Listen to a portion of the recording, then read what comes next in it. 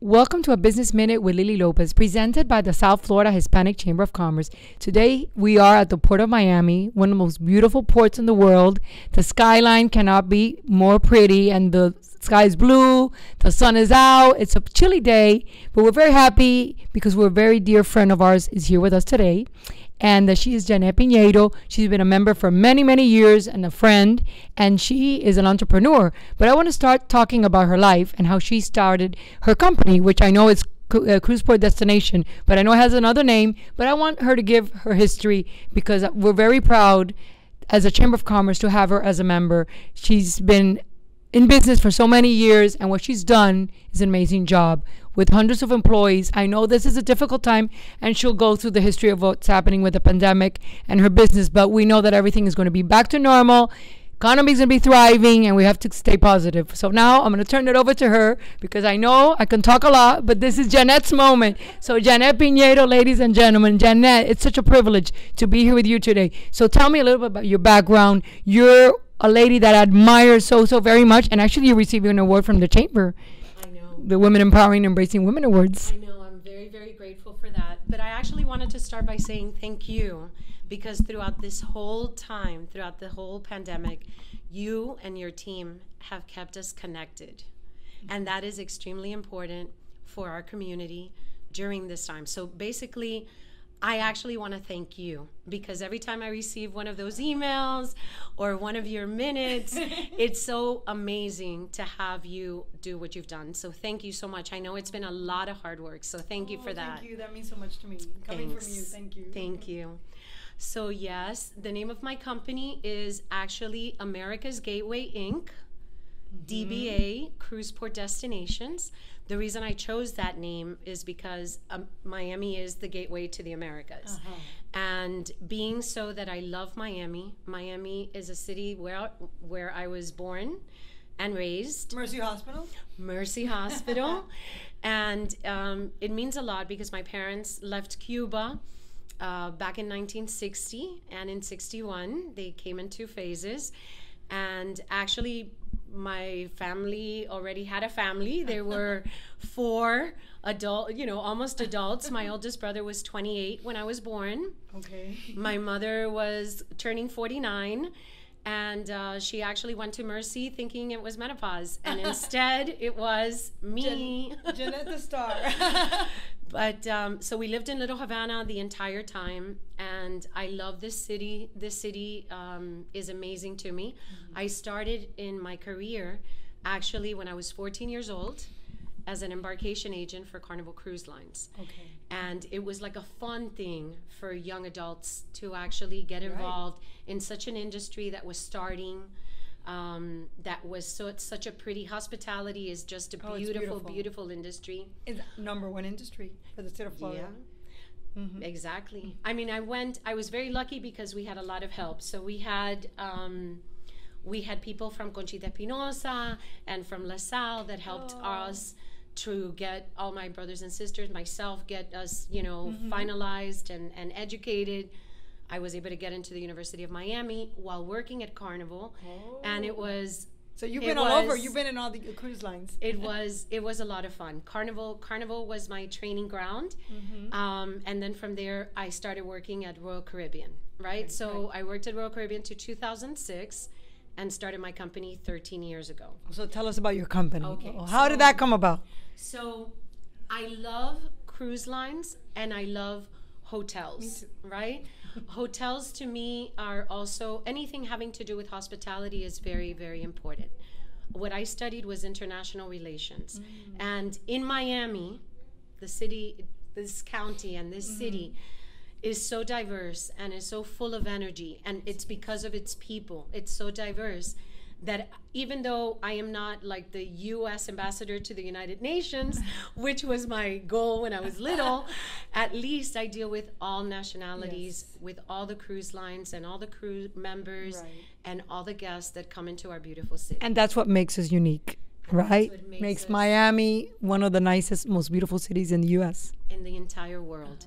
The Port of Miami being the biggest, actually the Port of Miami last year welcomed 6.8 million guests, and probably about 1.5, if not more, million crew members. So what my company does is logistics of everything. Okay. One of the things that we were blessed with is that we were able to win the award to get our embarkation for Terminal A, the beautiful terminal, right down here, where Royal Caribbean greeted the largest ship in the world at the time, the Symphony of the Seas. So we do embarkation for royals, celebrity, Azamara, and we also have the benefit of doing crew member movements for for a lot of the cruise lines, for Norwegian, they're all beautiful, Norwegian, MSC, Carnival. I mean, it's wonderful. Celebrity. Yes. They're all amazing. Crystal. So to us, it's very, very dear to our heart because we love to see all the crew members that come from all over the world that depend on this beautiful industry in our beautiful city. As you know, yes, tell me now what has happened. Exactly. So, as you tell know, me. we've had this pause in cruising. And since March, you told me you closed. We closed the office. Okay, and how has it been? And everything that you've done. It's been very, very challenging because we had about 325 part-time employees. A lot of them, 80% of that staff is young people like me when I was in high school, because I believe in doing good things for our community and getting the kids indoctrinated into hospitality. Exactly. Like we do through our foundation, the Chamber Foundation. Yeah, that's what we do. We provide paid internships and our education enhancement program in a partnership with Southwest Airlines. So very much in tune with what you like and what we like in the Chamber and what we do, because it's so important to teach the young students to learn, and that's where they get that's where you got your base. Well, that's where I got. That's really my education was really. It really came from the cruise industry. Exactly. And to me, it's been very sad having to have 320 part-timers. Exactly. Not having anything to do, and in addition to that, a great group of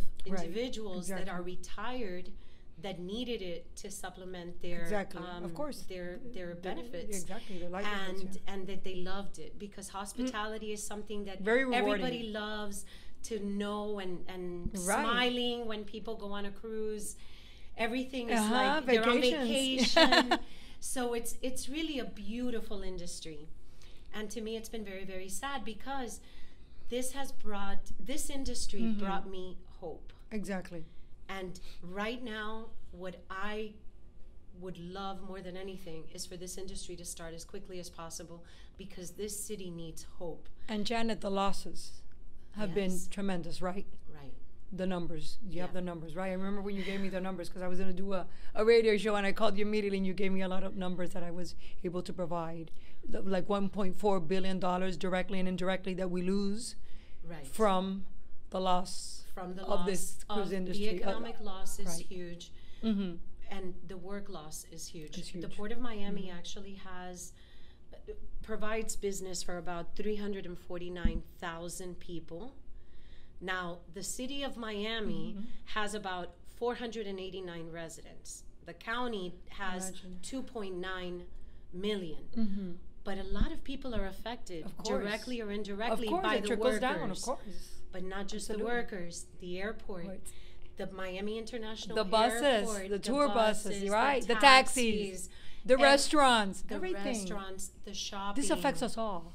Well, and the hotel industry, big time, because when people go on a cruise, normally everyone from the outside, which is really a huge number, it's about almost 5 million people, come through the port of Miami, the airport, and stay in Miami. I mean, at least a couple nights, right? At least a couple of nights. Well, CLIA has all these numbers on their website, cruising.org. They have all their numbers, which they spend close to $290 in hotel accommodations, about $110 per person in restaurants and shopping.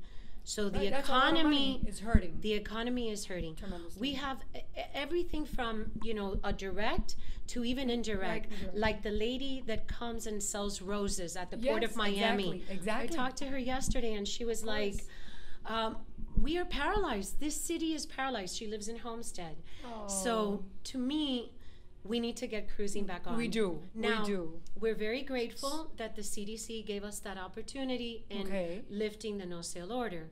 But what a lot of people don't know is that the requirements are huge. Now, like what, for example? Okay. Briefly. So the cruise lines have to do a series of tests, we already. By the way, Royal Caribbean.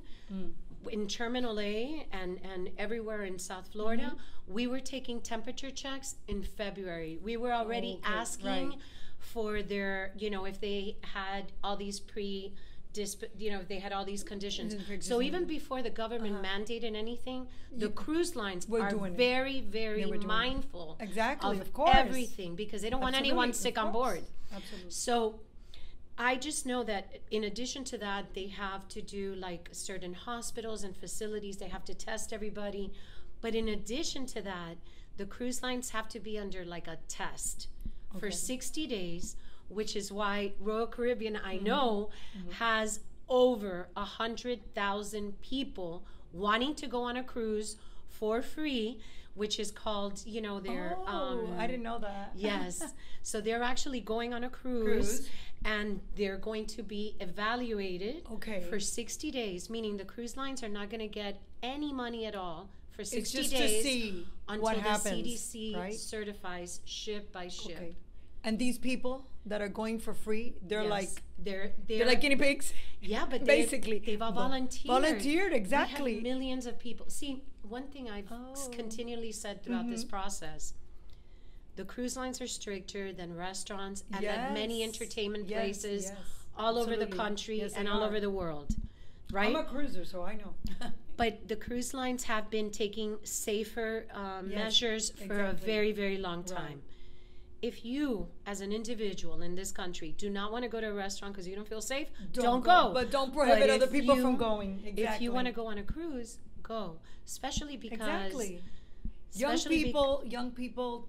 Right, like children, it's proven 0%. Right. Young people don't get sick. I mean, even the COVID. So you have to be tested, and I bet they're gonna do so many tests and so many precautions. I think it's gonna be so well done. I think so. I'm positive that it's gonna be so well done. I'm very sure that it will. I am hopeful. We are all hopeful. We're hopeful because they want to take care of people. Nobody wants anybody to get sick. So we don't want anybody to get sick. We take a lot of precautions at our chamber events, and we've done 4 live events. Nobody's gotten sick. We keep the social distancing. The mask, I mean, the food is served and covered. They want uncovered until it's time for you to eat. So it's up, but you want the economy to continue. You need it because as far as I'm concerned, the hopelessness is doing more harm. For my employees, the mental health. I know for my employees, we actually, unfortunately, had someone that I know personally, people that have had heart attacks. In my team, we lost a person due to stress because of a heart attack, because of no job, no future. So we need a balance. We need to bring back hope to this beautiful city, which is the gateway of the Americas. Yes, it is. And we need to bring back cruising, which I'm hopeful again is going to happen in the first quarter, hopefully sooner. And with all the precautions, I mean, we always want to send that message out because sometimes people criticize. We are very cautious. It's just that we want the economy to keep growing. We don't want this important industry. We need our people. We want our people to have hope. And jobs. Hope and jobs. Jobs. With jobs, they have hope. Exactly. So this industry has been so beautiful, and it's been paralyzed for so long. And to me, 9 months. It's 9 months. This is what formed me as much as it formed our city. And this is Miami. This is Miami. When you come to Miami, the first thing you think of is the cruises and the Port of Miami. The Port of Miami. Oh, Jeannette. Well, it's so nice to have you here today at a Business Minute with Lily Lopez. We are really so pleased to have you as a member, and I admire you, what you've done as an entrepreneur, as a Hispanic woman, Cuban American, and gosh, and your mom that brought you to this world when she was 49. I love that story. Thank you. Oh my, she's so proud of you. She should be. Thank you. So thank you so much all for tuning in, and I'll see you then next week in another Business Minute with Lily Lopez.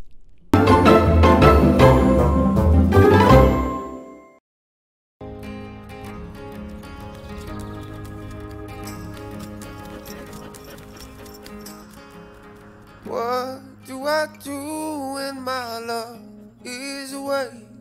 There's a world where you to be alone. How do I feel at the end of the day? Are you sad cause you're on your own?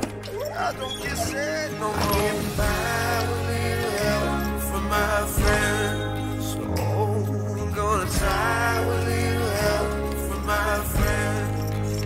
Oh.